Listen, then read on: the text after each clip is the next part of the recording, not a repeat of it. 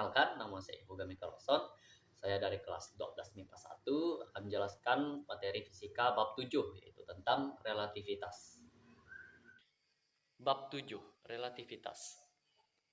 Teori relativitas Newton menjelaskan gerak-gerak benda jauh di bawah kecepatan cahaya. Teori relativitas mempelajari bagaimana pengukuran besaran fisika yang bergantung pada pengamat seperti halnya dengan peristiwa yang diamati.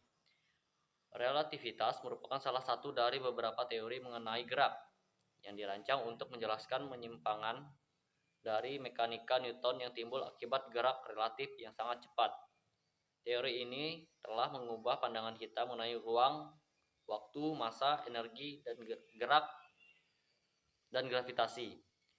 Teori relativitas Newton terdiri dari teori khusus dan teori umum.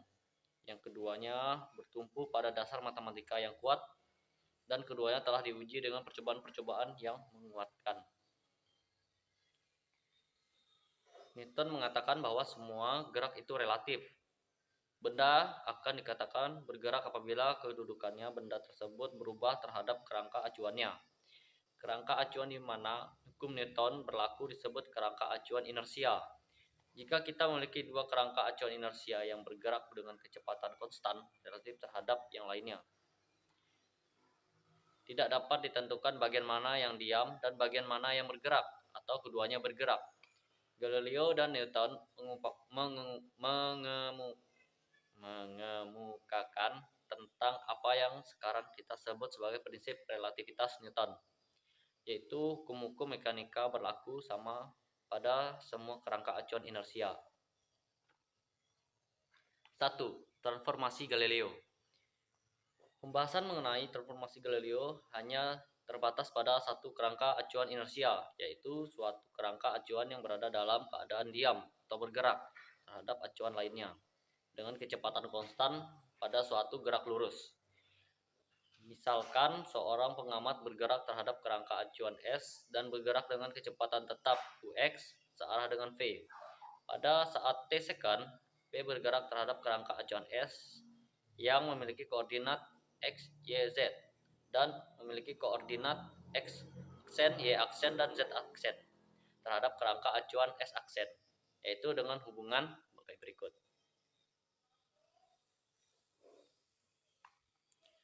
2. Transformasi Galileo untuk kecepatan. Transformasi Galileo untuk kecepatan dapat diperoleh dengan menurunkan transformasi koordinat Galileo terhadap waktu. Persamaan transformasi Galileo untuk kecepatan adalah sebagai berikut. Ux aksen sama dengan Ux kurang V. Uy aksen sama dengan Uy. Uz aksen sama dengan Uz. Ux sama dengan Ux aksen tambah V. Uy sama dengan Uy aksen. Uz sama dengan Uz aksen.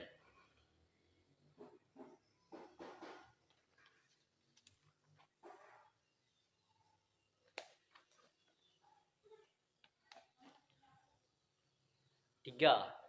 Transformasi Galileo untuk percepatan. Transformasi Galileo untuk kecepatan dapat diperoleh dengan menurunkan transformasi kecepatan terhadap waktu.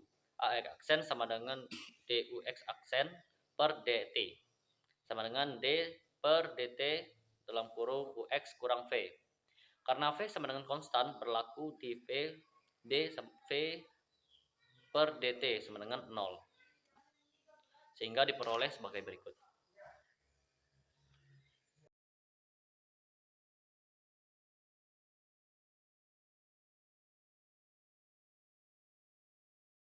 B. Teori relativitas khusus. Teori relativitas khusus dikemukakan oleh Albert Einstein yang mempersoalkan kerangka acuan yang dipercepat satu terhadap yang lain. 1. Postulat dalam teori relativitas khusus. A. Postulat pertama. Hukum-hukum fisika dapat dinyatakan dalam persamaan yang bentuknya sama pada acuan yang bergerak dengan kecepatan tetap satu terhadap yang lain.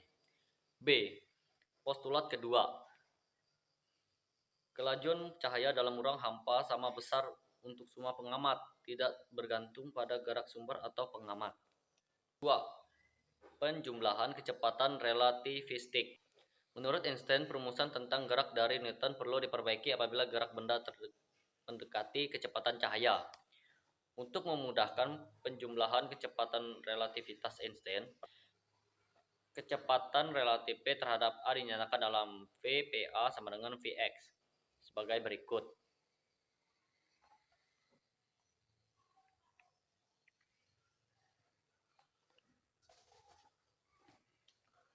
Yang ketiga, transformasi Lorentz.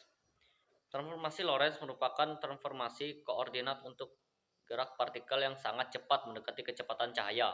Ini adalah salah satu konsep yang menjadi dasar teori relativitas khusus. Dalam sejarahnya, transformasi Lorentz ini merupakan hasil dari usaha fisikawan Belanda, yaitu A.H. Lorentz pada tahun 1890 untuk menjelaskan mengapa laju cahaya tidak dipengaruhi oleh kerangka acuan dan untuk memahami simetri dari hukum-hukum elektromagnetisme. Transformasi Lorentz ini bersesuaian dengan relativitas khusus Albert Einstein, tetapi diturunkan lebih dahulu. Kerangka acuan sendiri bisa dibagi menjadi dua jenis, yaitu inersia, bergerak relatif dengan kecepatan konstan, dan non-inersia, atau mengalami percepatan bergerak melengkung, gerak rotasi dengan kecepatan sudut konstan. Istilah transformasi Lorentz ini hanya mengacu pada transformasi antar kerangka inersia, biasanya dalam konteks relativitas khusus. Tidak seperti pada transformasi Galileo yang menyatakan bahwa waktu bersifat mutlak, yang berarti kejadian yang sama yang diamati oleh pengamat pada kerangka acuan S dan pengamat pada kerangka acuan S yang bergerak relatif terhadap kerangka acuan S adalah dalam selang waktu yang sama. Massa, momentum, dan relativistik. 1. Relativitas kecepatan. Tidak ada kecepatan yang melebihi kecepatan cahaya. Rumus menjelaskan kecepatan relatif ialah sebagai berikut.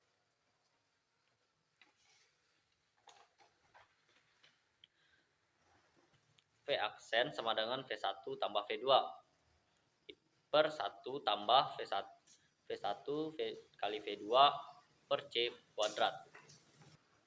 Relativitas panjang. Menurut teori ini, jika benda bergerak mendekati kecepatan cahaya, maka panjang benda seolah-olah tampak memendek atau kontraksi panjang.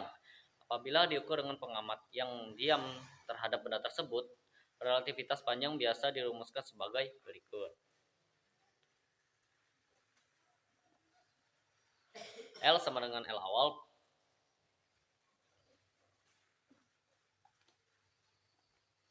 Tiga, relativitas massa. Massa benda yang bergerak dalam satuan meter akan lebih besar daripada massa benda tersebut saat diam.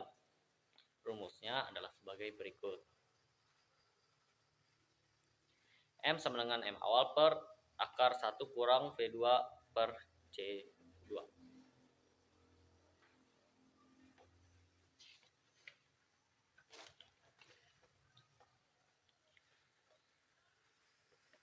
Empat, relativitas waktu atau dilatasi waktu.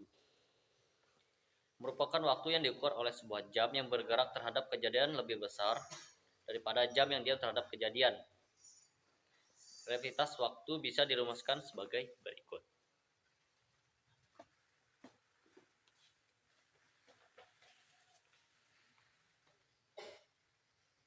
Delta T sama dengan T awal per 1 kurang V kuadrat per C kuadrat. 5. Kesetaraan massa dan energi. Menurut Einstein, jika terjadi penyusunan massa, maka akan timbul energi. Hal ini menunjukkan adanya kesetaraan massa dan energi. Benda yang diam maupun bergerak memiliki energi. Energi saat benda diam dan saat bergerak atau energi total dapat dirumuskan sebagai berikut. E awal sama dengan E awal kali C kuadrat. Atau E sama dengan M C kuadrat sama dengan M awal C kuadrat per 1 kurang V kuadrat per C kuadrat. Sementara itu, hubungan antara energi total dan energi diam dan energi kinetik adalah sebagai berikut.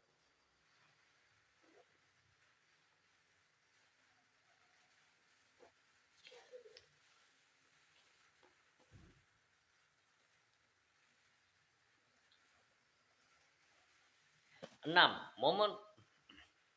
Momen relativistik. Setiap benda yang bergerak dengan kecepatan v memiliki momentum linear yang berbanding lurus dengan massa percepatannya. Momentum suatu benda bergerak dengan kecepatan mendekati kecepatan cahaya c akan mengalami perubahan dalam momentum tersebut karena mengalami gejala relativitas. Berikut rumusannya. P sama dengan M kali V sama dengan V awal kali V per 1 kurang V kuadrat dan C kuadrat akar. Atau E kuadrat sama dengan E kuadrat awal ditambah P kali C kuadrat.